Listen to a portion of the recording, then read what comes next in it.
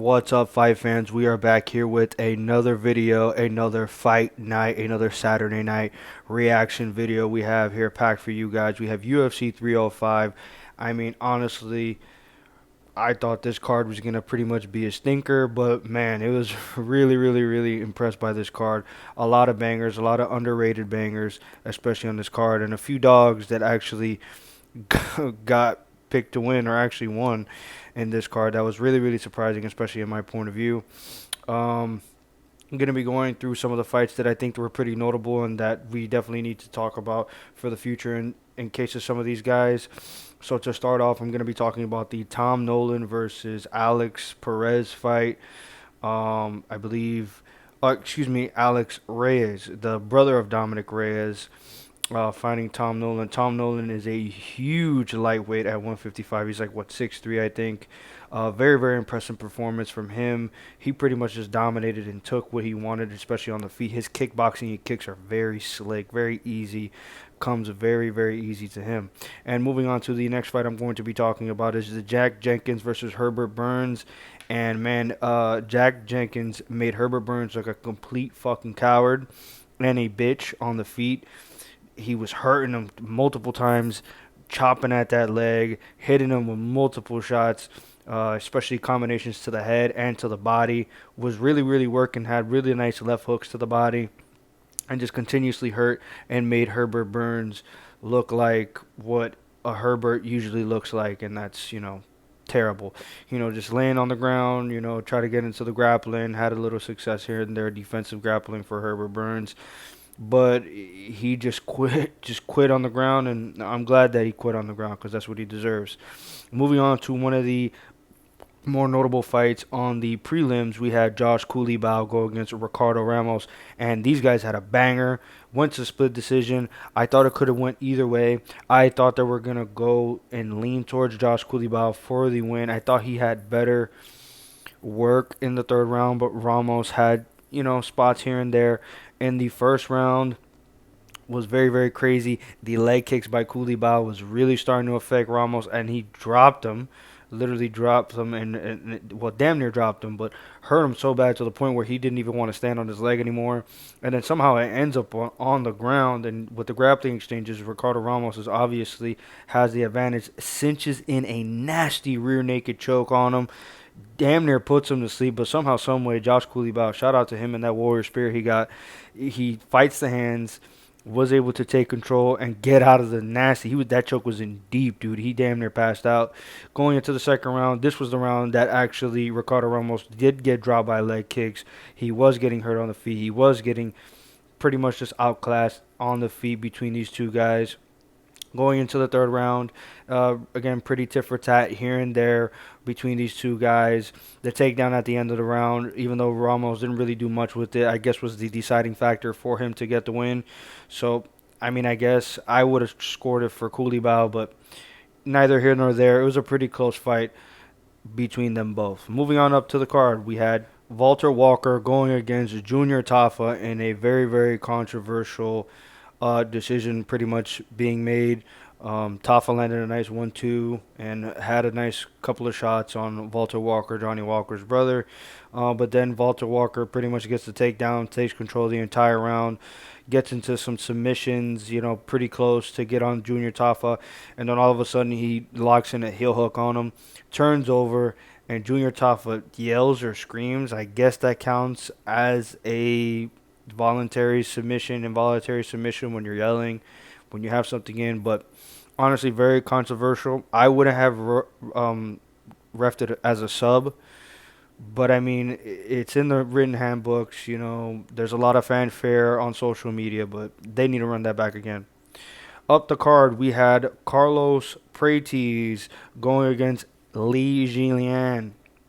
And credit to Li Jinlian, he did make it very competitive, especially in the first round. Landed a lot of nice low kicks, landed a few shots here and there versus Carlos Prates, but they weren't really affecting him as much as what Prates was landing on this dude. Prates is a damn stud. Jesus Christ. The power in the hands of this dude. Nobody has knocked out Li Jinglian and this dude put him to bed. He sat him down and wobbled him so many times on the feet. Just had him, just drunk dancing all over the place, man. Prade's in the welterweight division is going to be a problem. His stand-up is really nice. I want to see him get challenged, especially with the grappling and on the ground, but Prade's is a damn problem.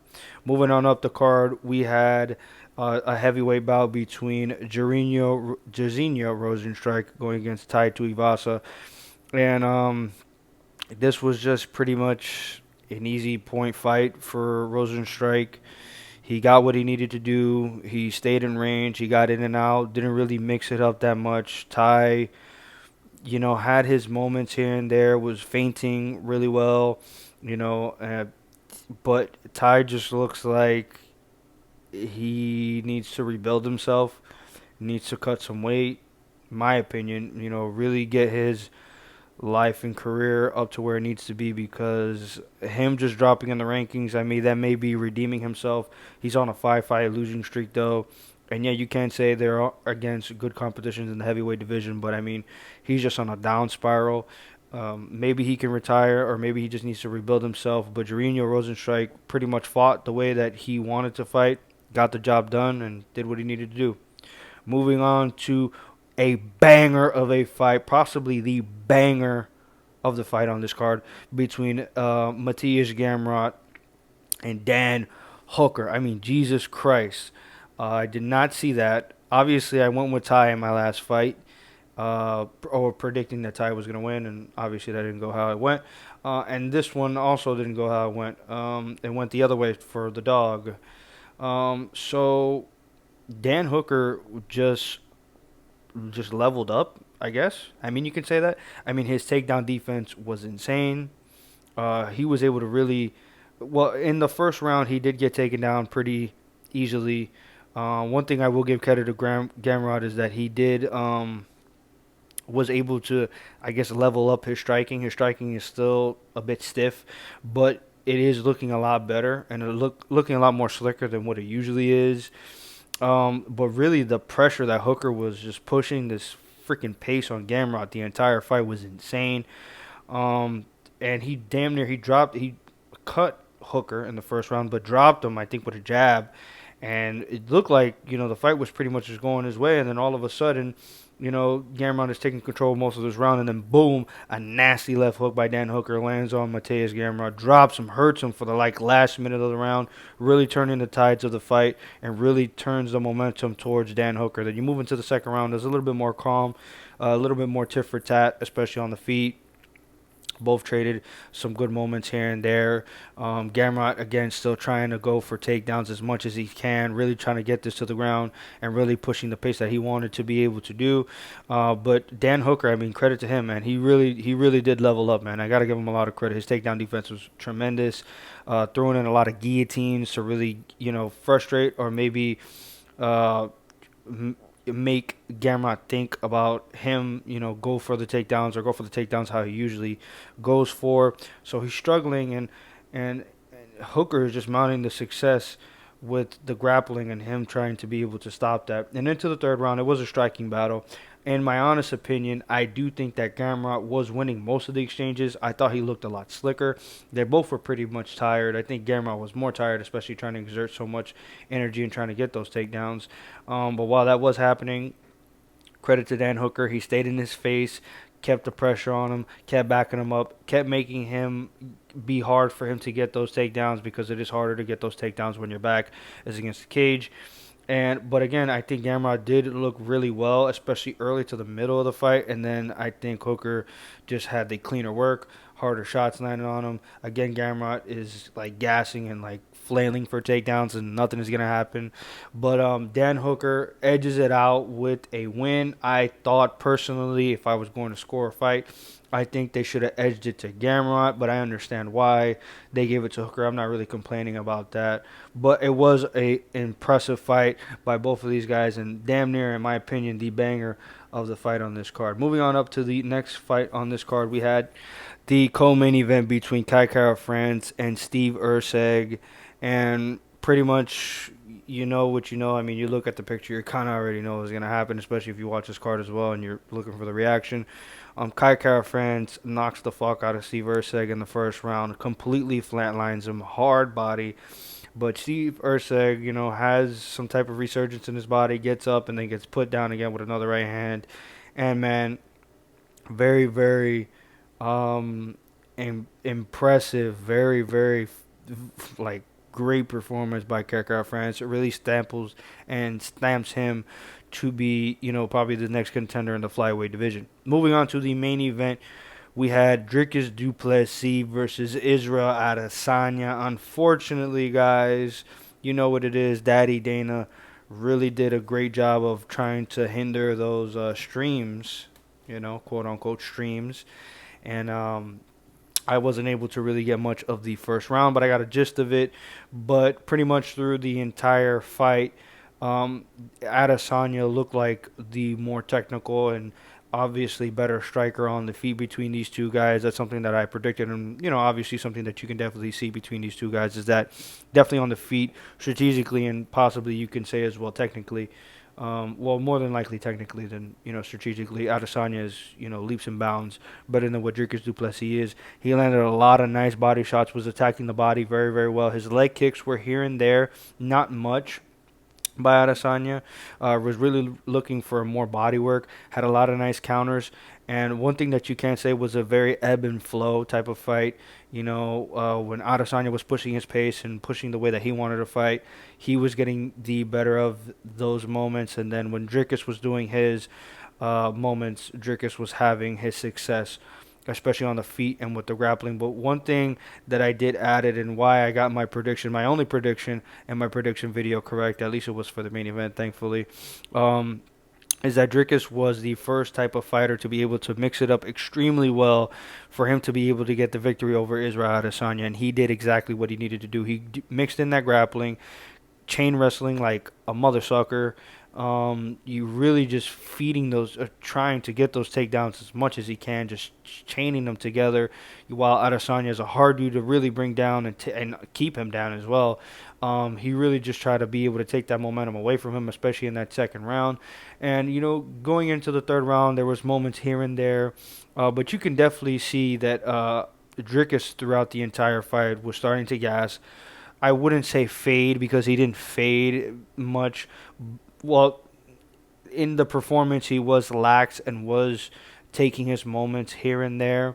But the way that Dricus fights, more or less his fighting style, pretty much, is that he's a very explosive fighter, goes through a lot of energy and goes through a lot of bursts.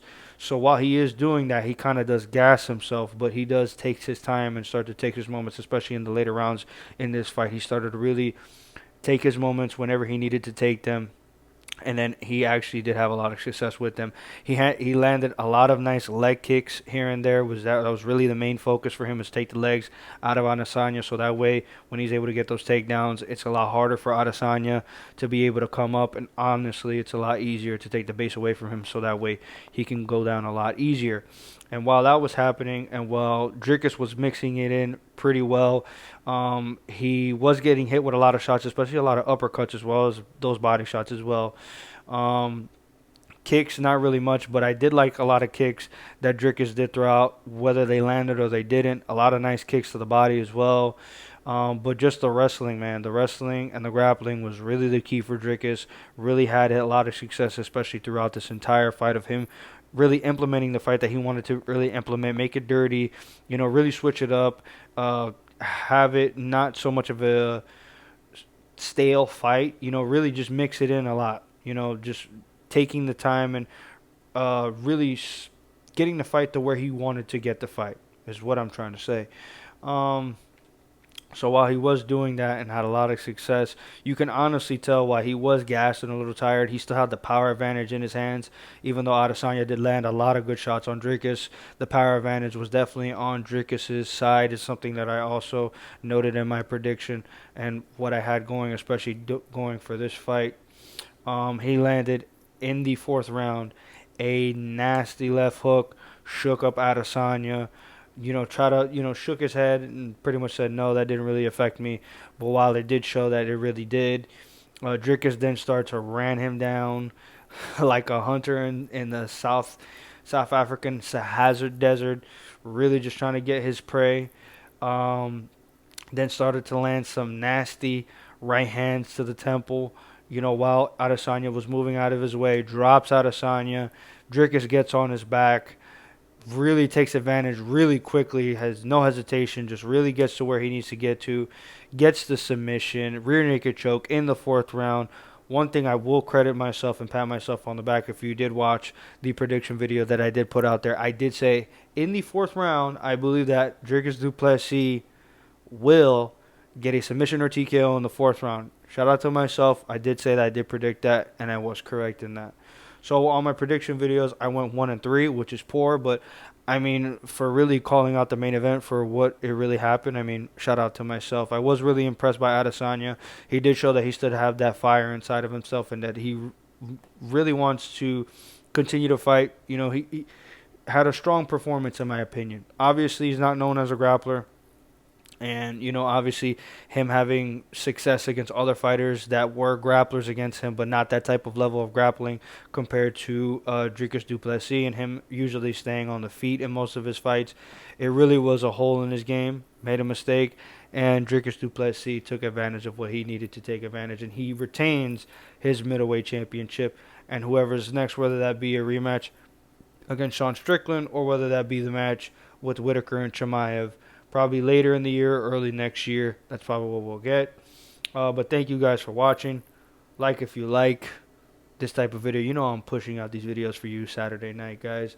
Whether you guys be UFC fans, MMA fans, boxing fans, if it's a fight night I'm watching, I'm ready to push this content out for you guys consistently. You guys know this. I don't really got to say that anymore. Comment your opinions on what you thought on the card. Comment your opinions of what fighter you think is pretty much up next. I mean, Carlos Paredes looks tremendous. Dan Hooker has rejuvenated.